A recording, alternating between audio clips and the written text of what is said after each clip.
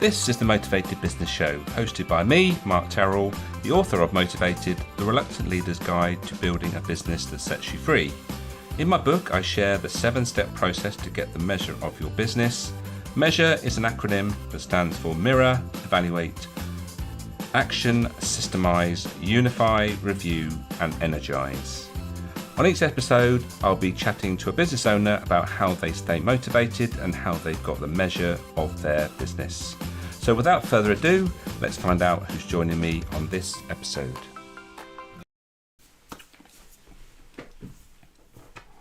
Hello and welcome to this episode of the Motivated Business Show with me, Mark Terrell. Today's guest I met, I think it was almost 2 years ago now. We were on a course. That was a course run by a mutual friend, and we now use the concepts that we learnt on that course. So we might come to a point where we might mention that. We'll just see how the conversation goes. Before we get stuck into the conversation though, just a few things to bring to your attention. Firstly, I will be mentioning the 7-step process, which I write about in my book, Motivated, and you can get that book direct from me, from my website, or you can get it from good old Amazon in paperback or Kindle form.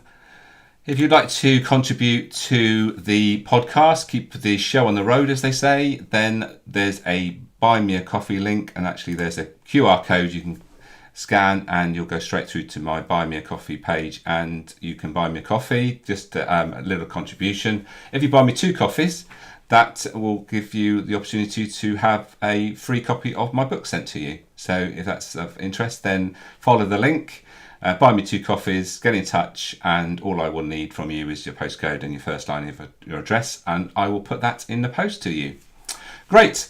Right, let's get on with the podcast. Let's bring our guest on today. Hello, Sonka. Hi, Mark. Hello, everyone. Good morning. Or whenever Good morning to you. Yes, morning, evening, afternoon, wherever you are, whatever time of day, you're more than welcome. Indeed. Sonka's not an early morning person, but anyway, we are happy that she's here. Morning talker. My husband is good. Right, let's give you the opportunity to introduce yourself properly, Sonka. Let's do that before we move on. Yeah. Oh, okay. Hello. I love all these. You walk me through all these scenes. I really love that. So hello, I'm Sonka Braunova. I'm originally from Slovakia. Before anybody starts to be distracted by my accent and start thinking where I'm from.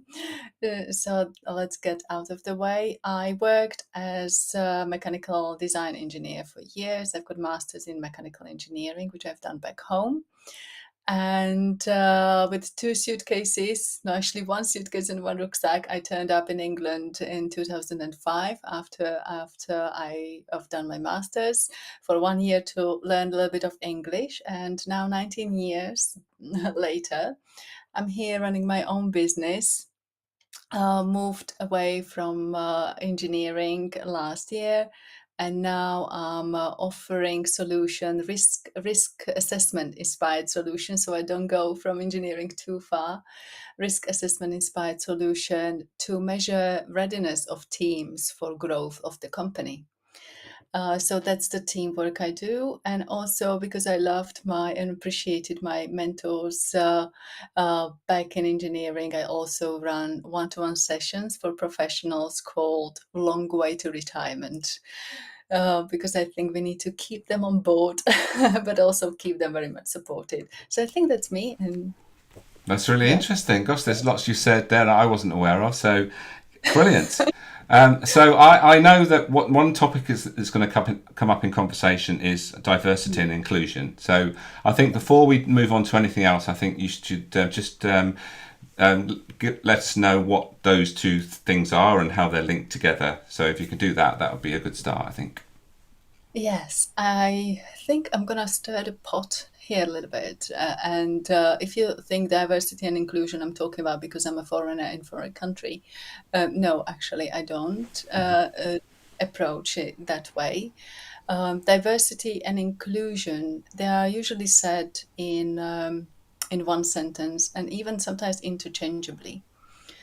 And I know we will go probably a little bit deeper into this, but diversity means different, basically. And I may mention it now. And the thing about different, our brain doesn't like different, but I may go into it a little bit later. So diversity basically is saying that there are differences, there are varieties of people in this case. And it can be either visual, which is really celebrated these days, which is amazing, and it's really, really important. But when we are building high performance teams, it may not be the only approach to take when it comes to diversity.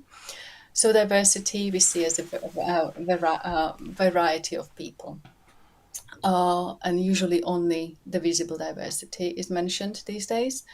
And there is also invisible diversity, which we'll come back to. And inclusion, there is a path from diversity to inclusion. So to assume the diversity, and when we've got diverse people, we've got diverse team, so we are inclusive. You're not, most likely you're not. And there is a path from diversity, from bringing the diverse people into inclusive and create inclusive environment. And there are certain aspects which need to be achieved within a company, within a team, to actually bring the diversity into inclusive environment. Right. Thank you for that. That's really I interesting. was really trying to keep my brain on focus because I could go Uh, all sorts of yeah, directions. that's right. Definitely, So yeah. there's lots of topics there, but I think the first thing we should explore is actually why companies should be aware and also embracing diversity and inclusion in their organisations. Yes, and I think in many, as I mentioned, that visible diversity is celebrated and is really many or most of the companies I talk to, they are fully on board with that, which is amazing. But there is also that invisible diversity, which is cognitive diversity.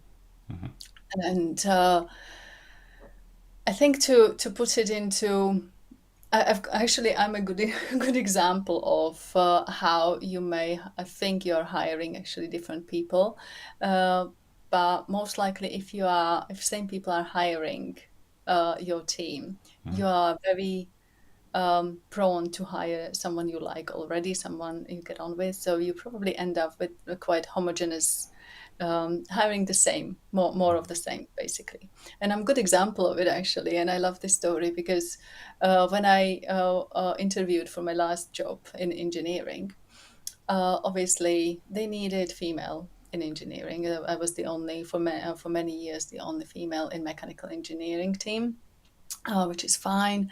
They needed certain age. I was 10 years younger, so obviously they needed to bring the age down a little bit. So that I ticked that box. Obviously, I was mechanical engineer, so that ticked that box. But also I was a foreigner, so they thought, oh, brilliant, another box we can tick. We've got diversity. But when I measured my cognitive diversity, which is part of what I do with companies and individuals now, I am actually more English than Slovakian. Oh wow. Okay. So I'm a really good example that they thought, oh yes, based on a passport, yes, I am foreigner, but actually because we got along in interview, and obviously they found that they just hired more of the same. Wow. Except the female aspect of it, they certainly got that right. But the cognitive diversity, they didn't do much for the team. Right. So that was quite interesting. So, and it's important. So if you've got agreeable team and everything is ticking on, the likelihood that you hired more of the same is very high. And that creates massive blind spot. Because you are missing opportunities on different perceptions, different viewpoints, different upbringings, different experience. And if your team is something like Elvis, use example, when you take a dog for a walk, and sometimes it's like, oh, hey, how are you? Wiggle tail. And sometimes it's like, don't even come back to me, closer to me. So if your team is anything like that, that you just never know what's going to happen Yeah. today, You're probably the lucky one because accidentally, most likely, you managed to hire diverse team, but now there are clashes, there are personality clashes, and again, there is a lost potential. And the lost potential, based on research, can be up to 79% in a team Right. if you don't have the environment when everybody is actually open to share and is kind of welcoming to accommodate those diversities, and people understand that, okay, I may not agree with you, but it doesn't mean it's wrong, and create a psychological safety environment. So it's another aspect which is Right. important. So that's the kind of briefly path from that diversity or lack of into inclusion. And we know now the three aspects important to be to create inclusive environment is psychological safety, motivational drives, which will be close to you, Mark, Mm-hmm. and cognitive diversity. And the risk assessment inspired solution offers measuring all these three, which is quite unique way of doing it. So I can measure with the team, with the company, where they are on psychological safety, motivational drives, and cognitive diversity to see how ready they are for growth Yeah. or decline. Yeah. So there's a couple of things that I'm going to ask you about particularly. I'm going to ask you to describe what cognitive is, being cognitive, and it's one of those things we might take for granted. And because you get the opportunity for me to, on your podcast, to describe what I see what motivation was. And when I shared that link, actually, suddenly a lot of people actually resonated with, actually, that's a really good way of describing a topic that is quite misunderstood. So it'd be good for you to do that. But I was just going to make a comment actually about one of the things that from what you described then, if you are looking to be have an inclusive and a diverse team, one of the signs you might want to look out for is there's too much harmony, so that everyone gets along and never questions anything. I suppose that's essentially what you're saying there, isn't it? That if you've got that going on, then you probably haven't got a team that's really dynamic and actually is working together. They're just not questioning anything and taking everything No, for granted in many ways, I suppose. nobody stirs the pot, and Mm, and it's important because then you are performing the same thing over and over and over. It doesn't mean you are heading for the growth.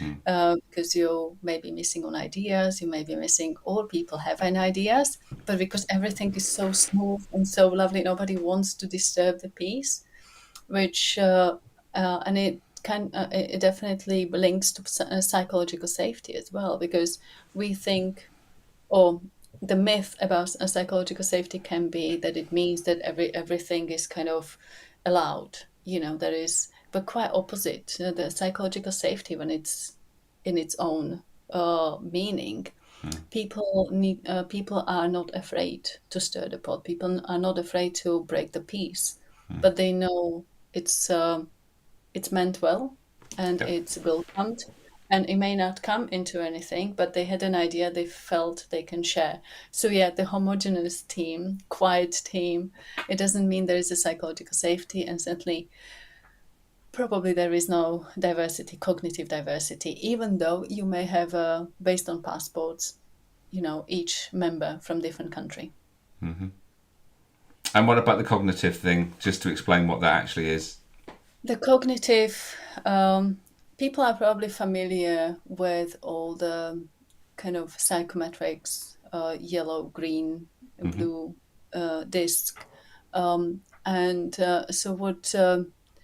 so that kind of highlights the preferences, but it also it doesn't many times it doesn't show the cultural stuff, and the cultural stuff is. What is natural to us, how what was our upbringing, what perspectives we can actually bring into the team, because I can be yellow, you can be yellow, Mark, Hmm. but you bring the problem in front of us and we'll react completely different way to the problem. Right. And it's not because our preferences that we like talking to people and we are very sociable and we like performing. Uh, those are the traits we've got similar, but because you were brought up in different environment to me, um, you will have a different perspectives, you will have a different viewpoints of life. Yeah. Or if the team is homogeneous and we were hired by the same person, we will look most likely, oh, how about we do this? Perfect. I definitely agree with you. And because Yes. we were, so to really recognize this cognitive way, so how we think, how we perceive things, and from NLP we say everybody's got a different map of the world, and we all may be heading for the same peak, but I will choose this way around, and you feel actually this looks more familiar to my environment, so well, I'll choose to walk that way, and we meet and share experiences when that problem rises, and that's where it comes out, or Yeah. who we actually are and what is natural to us, and that's important.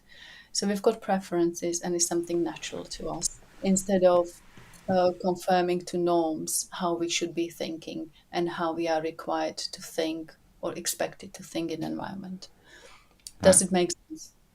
It definitely does. Yeah. Well, I mean, I've got Wimbledon on my mind because it starts today, and it's like I mean, there's hundreds and thousands of people that play tennis, but they don't all play tennis the same way, do they? They play their own way, and there's no right or wrong. It's just what works. And actually, another analogy with tennis is that you've got to play the opponent. So you've got to find a way. If you have to, you want to win the game, you've got to find a way that it's almost the opposite to the other person, so that you can Mm. overcome the challenge and you're the victor, as it were. So it makes total sense to me. Yeah, absolutely. So good to explain these things that maybe we sometimes take for granted, so that everyone understands what we're talking about and we don't go down a rabbit hole.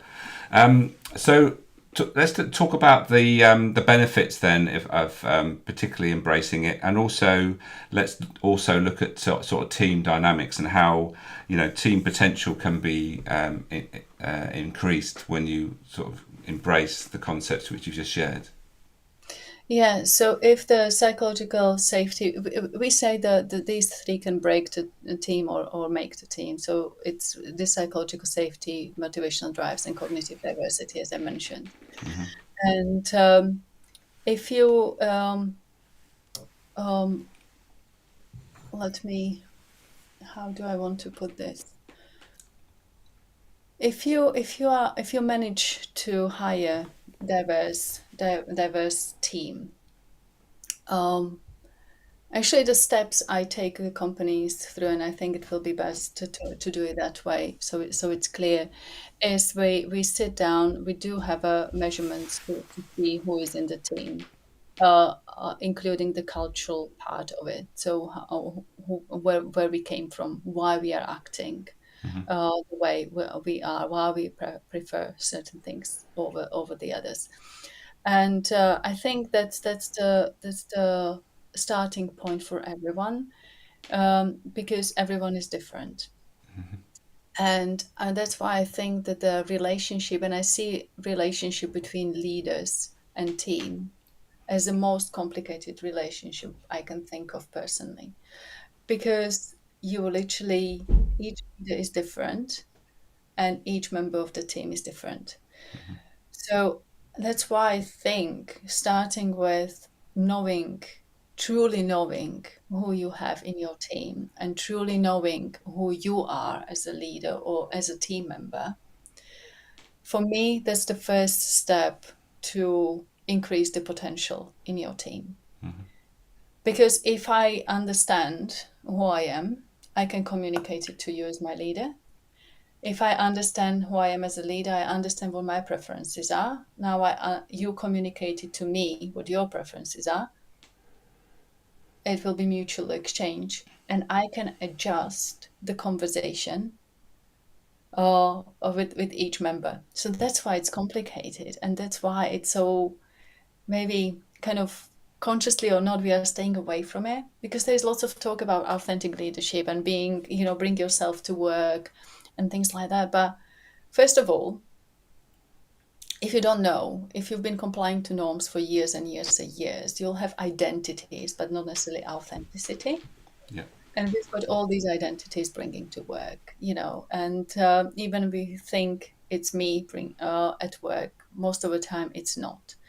So I start with who you are, find out and accept it.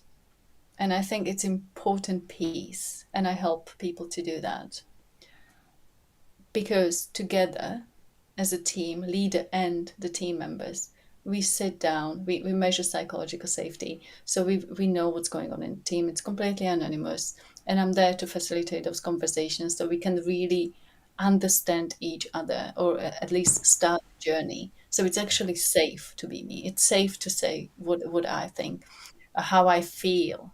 Because how I feel, it's not really kind of, people are not curious at work how people feel as much.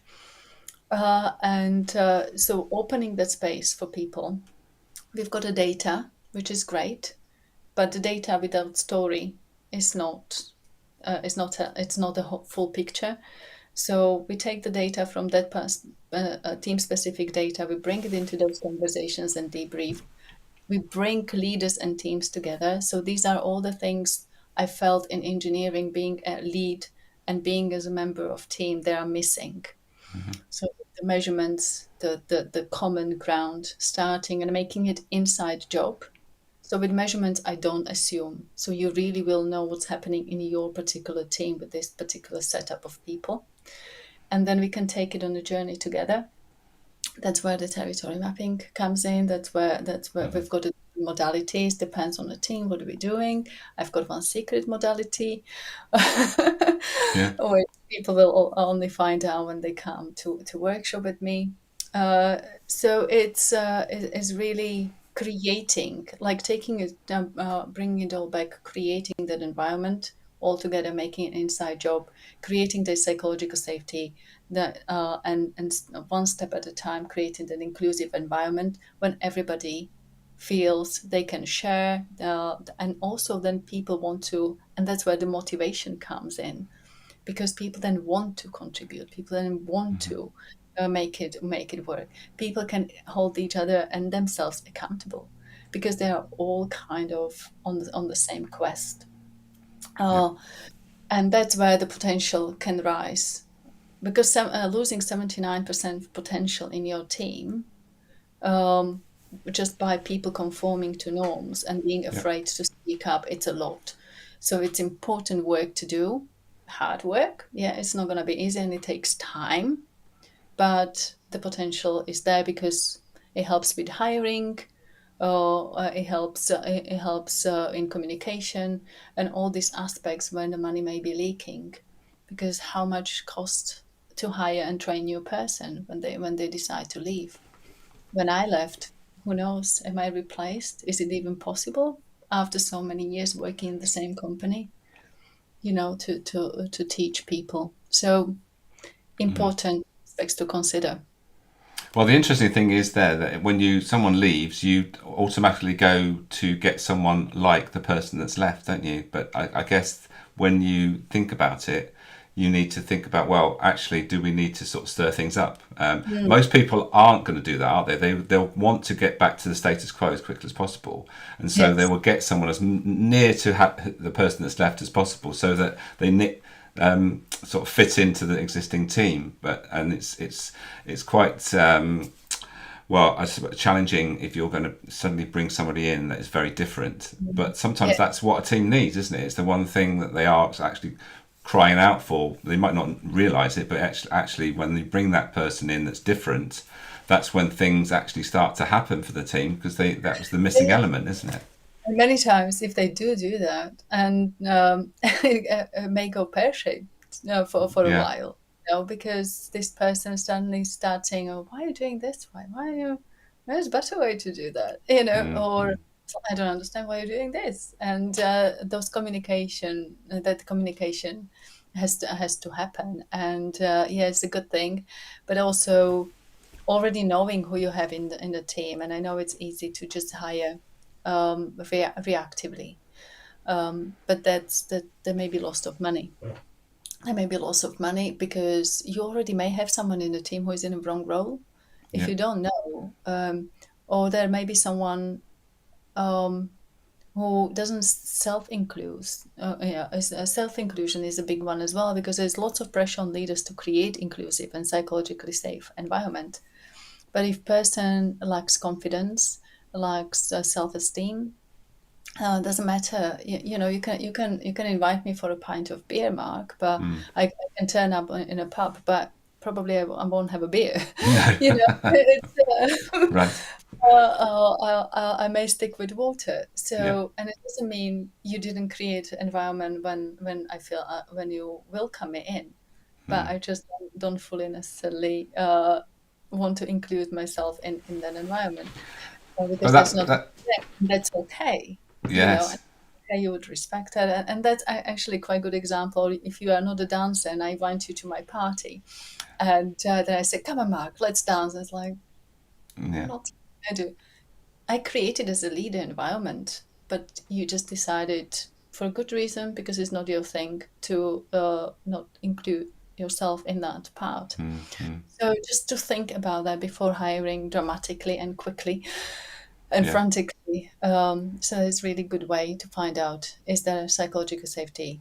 Are you motivating right people in the right roles? And are they in the right roles?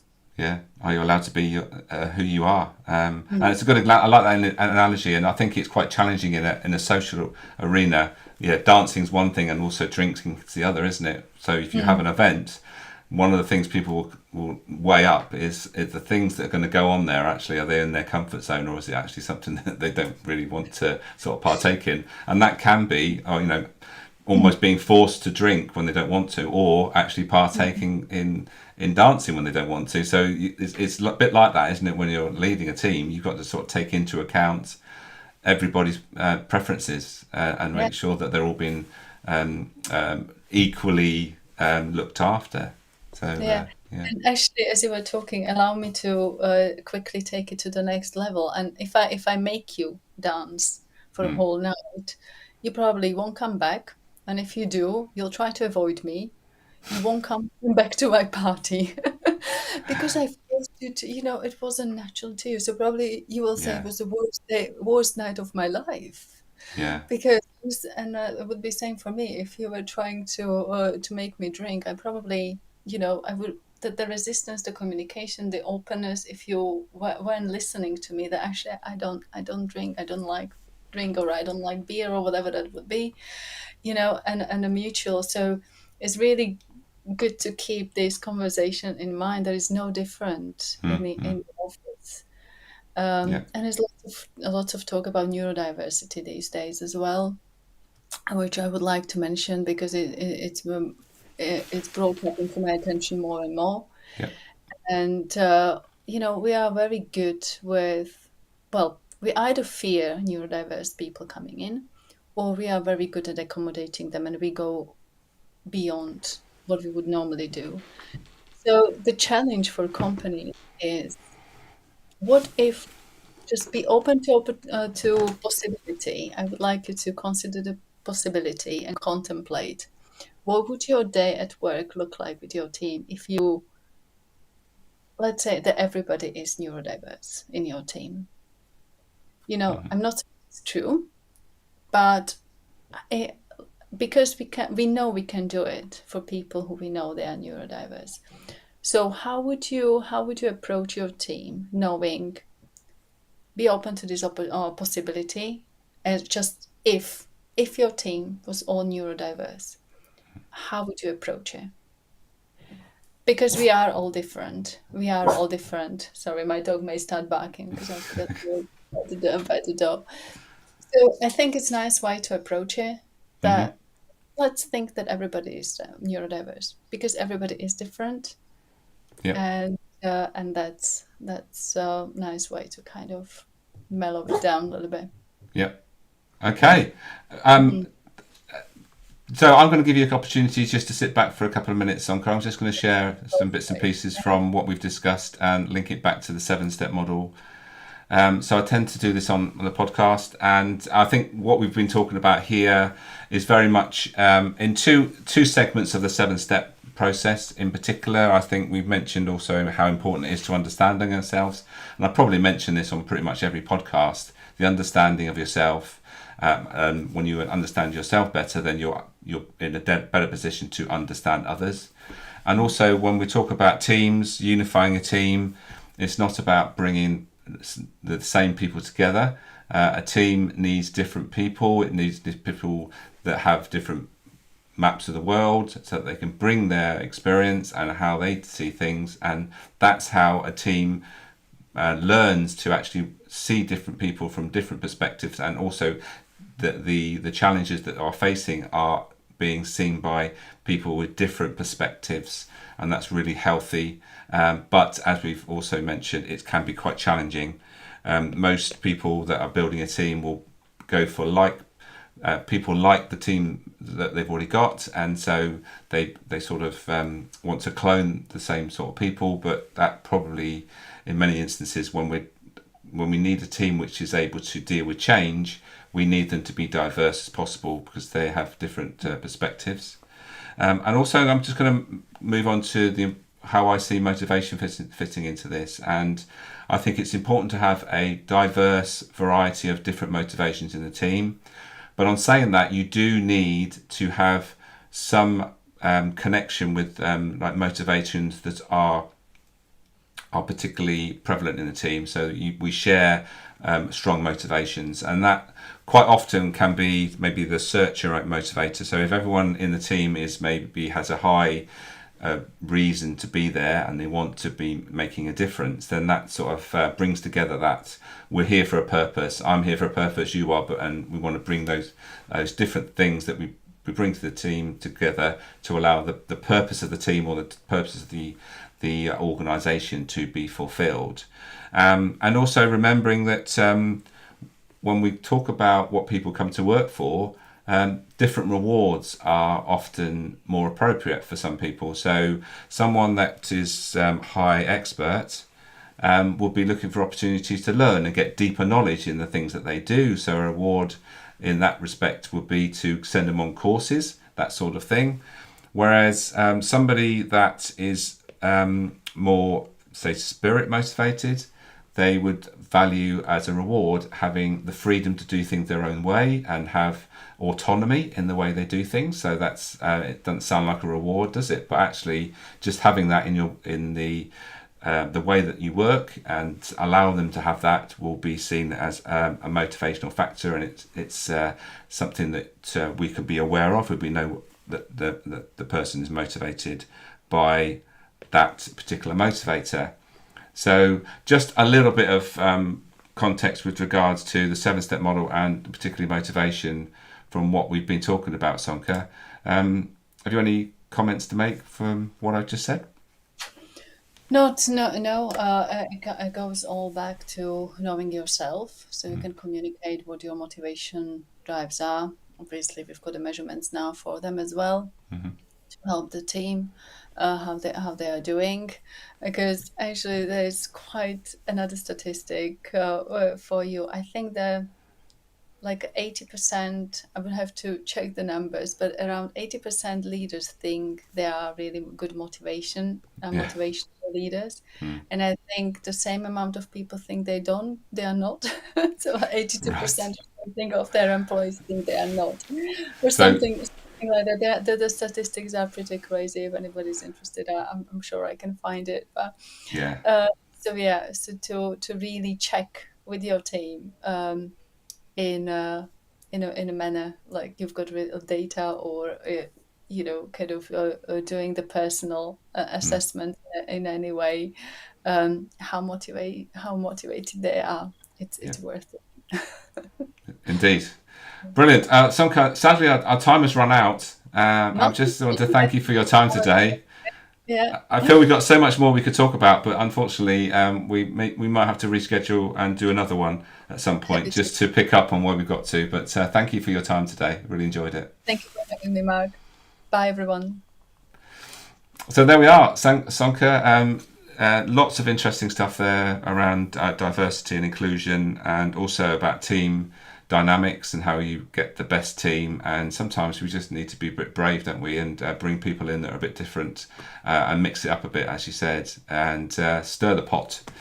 Right, just before we leave you, here's just a quick reminder of the book. I talk about the 7 steps in my book. There is 9 chapters, 7 of them are the 7 steps, and the other 2 are actually about looking after yourself and also enjoying the journey. And we sort of alluded to the territory mapping model that we both use. So that's about setting your journey and knowing where you're heading. That's the book, 7-step model in there, and all the other bits and pieces that I share about my story. If you'd like to contribute to the podcast, then buy me a coffee will be a fantastic option. If you could go there and just buy me a coffee, every donation is much appreciated. And if you buy 2 coffees, then I will send you a copy of my book. So there we are. That's everything done today. I wish you a great day today. I hope that it's a good one. And until the next episode of the Motivated Business Show, take care, and we'll see you very soon.